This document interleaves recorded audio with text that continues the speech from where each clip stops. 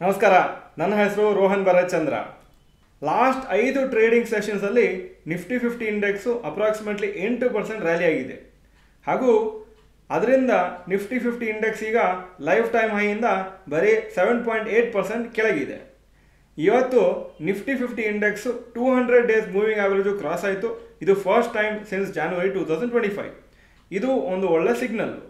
ಇಷ್ಟು ರ್ಯಾಲಿ ಆದಮೇಲೂ ಸುಮಾರು stocks BSE 500 ಇಂಡೆಕ್ಸಲ್ಲಿ ಅಂದರೆ ಟಾಪ್ 500 ಸ್ಟಾಕ್ಸು 3 ಇಯರ್ ಹಾಗೂ 5 ಇಯರ್ ಆ್ಯಾವ್ರೇಜ್ ಆಫ್ ಪಿ ರೇಷೋಕ್ಕಿಂತ ಕೆಳಗೆ ಟ್ರೇಡ್ ಆಗ್ತಾ ಇದೆ.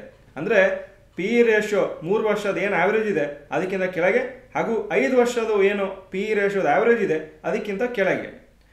ಈ ಒಂದು ಡೇಟಾ ಅಬ್ಸರ್ವ್ ಮಾಡಿ ಸುಮಾರು ಐಡಿಯಾ ಸಿಗ್ಬೋದು ನಿಮಗೆ. ಎಕನಾಮಿಕ್ ಟೈಮ್ಸ್ ನ್ಯೂಸ್ ಪೇಪರ್ ಅವರು ಈ ಡೇಟಾನ ಅವರು ಕಂಪೈಲ್ ಮಾಡಿದ್ದಾರೆ.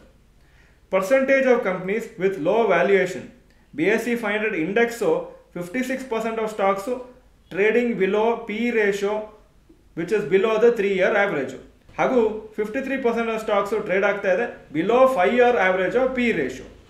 ಈಗ ಸೆಕ್ಟರಲ್ ಒಂದು ಡೇಟಾ ನೋಡಿದರೆ ಆಟೋ ಆ್ಯಂಡ್ ಆನ್ಸಿಲರೀಸು 70% ಸ್ಟಾಕ್ಸು 3 ವರ್ಷದ ಆ್ಯಾವ್ರೇಜ್ಗಿಂತ ಕಮ್ಮಿ ಟ್ರೇಡ್ ಆಗ್ತಾ ಇದೆ ಅಂದರೆ ಪಿ ರೇಷೋದ ಆ್ಯಾವ್ರೇಜು. ಅದೇ ಥರ 73.3% trading below 5 year average of P ratio. Capital goods sector 69.4 ಹಾಗೂ 38.9, ಸಿಮೆಂಟು 46.2 ಆ್ಯಂಡ್ 38.5, ಕೆಮಿಕಲ್ಸ್ 50% ಹಾಗೂ 53.8%. ಅಂದರೆ 50% stocks trading below 3 year average, 53.8% stocks trading below 5 year average. FMCG 70.8% of stocks trading below 3 year average ಹಾಗೂ 62.5% trading below 5 year average.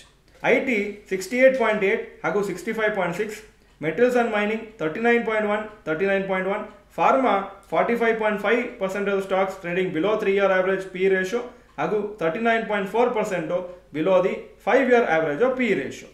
ಸುಮಾರು ಕ್ಷೇತ್ರಗಳಲ್ಲಿ valuation of stocks ತುಂಬ ಕಮ್ಮಿ ಇದೆ ಸದ್ಯಕ್ಕೆ, ನಿಮಗೆ ಈ ಡೇಟಾ ಹೇಳ್ತಾ ಇದೆ. For example IT, FMCG, capital goods ಸೆಕ್ಟರೆಲ್ಲ ಆಲ್ಮೋಸ್ಟ್ 70% ಆಫ್ ಸ್ಟಾಕ್ಸು 3 ಇಯರ್ ಹಾಗೂ 5 ಇಯರ್ ಆ್ಯಾವ್ರೇಜ್ಗಿಂತ ಕಮ್ಮಿ ಟ್ರೇಡ್ ಆಗ್ತಾ ಇದೆ. ಅದೇ ಥರ ಎಕನಾಮಿಕ್ ಟೈಮ್ಸ್ ಅವರು ಬೇಸ್ಡ್ ಆನ್ ಮಾರ್ಕೆಟ್ ಕ್ಯಾಪು ಯಾವ ಥರ ಇದೆ ವ್ಯಾಲ್ಯೂಯೇಷನ್ ಆಫ್ ಬೇರೆ ಬೇರೆ ಸ್ಟಾಕ್ಸ್ ಅಂತ ಡೇಟಾ ಹಾಕಿದ್ದಾರೆ. Large cap stocks 53% of the stocks are trading below the 3 year average of the P ratio ಹಾಗೂ 52% trading below the 5 year average of the P ratio. ಅದೇ ಥರ mid cap 55%, 51%, small cap stocks 64%, 64%. ಈ ಕ್ಯಾಲ್ಕುಲೇಷನ್ಗೋಸ್ಕರ large cap stocks ಅಂದರೆ 50,000 ಕ್ರೋರ್ಸ್ಗಿಂತ ಜಾಸ್ತಿ market cap ಇರೋದು, mid cap ಅಂದರೆ 10,000 to 50,000 crores, ಹಾಗೂ small cap 10,000 ಕ್ರೋರ್ಸ್ಗಿಂತ ಕಮ್ಮಿ ಮಾರ್ಕೆಟ್ ಕ್ಯಾಪ್ ಇರೋ ಸ್ಟಾಕ್ಸ್ ಅಂತ ಅವರು ಕನ್ಸಿಡರ್ ಮಾಡಿದ್ದಾರೆ. ಸೊ ಮಾರ್ಕೆಟ್ ಕ್ಯಾಪ್ ಪ್ರಕಾರ ನೋಡಿದ್ರೂ 50-65% ಸ್ಟಾಕ್ಸು 3 ವರ್ಷ ಹಾಗೂ 5 ವರ್ಷ ಆ್ಯಾವ್ರೇಜ್ಗಿಂತ ಕಮ್ಮಿ ಟ್ರೇಡ್ ಆಗ್ತಾ ಇದೆ ಸದ್ಯಕ್ಕೆ.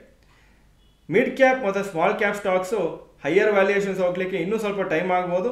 ಆದರೆ ನಿಫ್ಟಿ 50 ಸ್ಟಾಕ್ಸು ಅಷ್ಟು ಹೈಯರ್ ವ್ಯಾಲ್ಯೂಯೇಷನ್ ಹೋಗಲಿಕ್ಕೆ ತುಂಬ ಟೈಮ್ ಆಗದೇ ಇರ್ಬೋದು, ಯಾಕಂದರೆ ಬೀಳುವಾಗಲೂ ಅದು ಜಾಸ್ತಿ ಬಿದ್ದಿಲ್ಲ.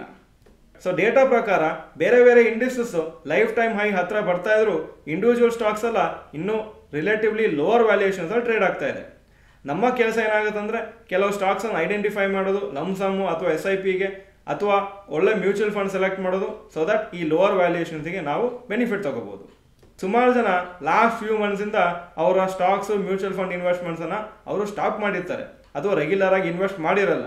ಈಗ ಸ್ವಲ್ಪ ದಿನ ಆದಮೇಲೆ, ಸ್ವಲ್ಪ ತಿಂಗಳಾದಮೇಲೆ ಅವ್ರಿಗೆ ಬೇಜಾರಾಗ್ಬೋದು, ಆವಾಗ ನಾನು ಹಾಕಬೇಕಿತ್ತು, ಆವಾಗ ಕಮ್ಮಿ ಇತ್ತು, ಈಗ ಜಾಸ್ತಿ ಆಗಿದೆ ಅಂತ. ಸೊ ಈ ಪ್ರಾಬ್ಲಮ್ ಯಾವಾಗಲೂ ಆಗ್ತಾ ಇರ್ತದೆ. ನೀವು ಸ್ಮಾರ್ಟ್ ಆಗಿದ್ದರೆ ನೀವು ರೆಗ್ಯುಲರ್ ಆಗಿ ಇನ್ವೆಸ್ಟ್ ಮಾಡಬೇಕು, ಹಾಗೂ ಆದಷ್ಟು ನೀವು ಲಾಂಗ್ ಟರ್ಮಿಗೆ ಇಟ್ಕೋಬೇಕು. ನೀವು ಮಾರ್ಕೆಟನ್ನು ಟೈಮ್ ಮಾಡಲಿಕ್ಕೆ ಹೋದರೆ ಡೆಫಿನೆಟ್ಲಿ ನೀವು ಫೇಲ್ ಆಗ್ತೀರಿ. ಈ ವಿಡಿಯೋ ಚೆನ್ನಾಗಿದ್ದರೆ ಲೈಕ್ ಬಟನ್ ಪ್ರೆಸ್ ಮಾಡಿ. ಹಾಗೂ NIIT ಟೆಕ್ನಾಲಜೀಸು 2020ಯಲ್ಲಿ ಅವರ ನೇಮನ್ನು ಚೇಂಜ್ ಮಾಡಿದರು. ಏನು ಹೆಸರಿಗೆ ಚೇಂಜ್ ಮಾಡಿದರು? Option A Persistent Technologies, option B Sonata Software, option C Coforge, option D Cyient. ಈ ವಿಡಿಯೋ ಚೆನ್ನಾಗಿದೆ, ನಿಮ್ಮೆಲ್ಲ ಫ್ರೆಂಡ್ಸ್ಗೂ ಶೇರ್ ಮಾಡಿ. ನಮ್ಮ ಚಾನಲ್ಗೆ ಸಬ್ಸ್ಕ್ರೈಬ್ ಮಾಡಿಲ್ಲ ಅಂದರೆ subscribe button, bell icon press ಮಾಡಿ. ವಿಡಿಯೋ ನೋಡೋದಕ್ಕೆ ಧನ್ಯವಾದಗಳು. ನಮಸ್ಕಾರ.